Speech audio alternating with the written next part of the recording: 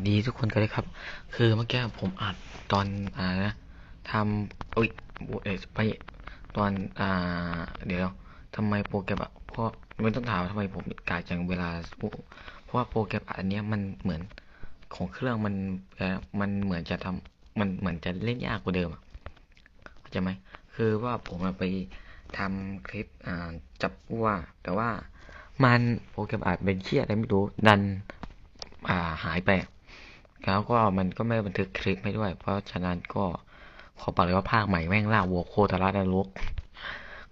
ก็มาแค่นี้แหละอันสำหรับใครที่เข้ามาดูอย่าลืมกดไลค์กดแชร์และกด Subscribe อย่าลืมกดติดตามและกดกระดิ่งกันด้วยนะครับ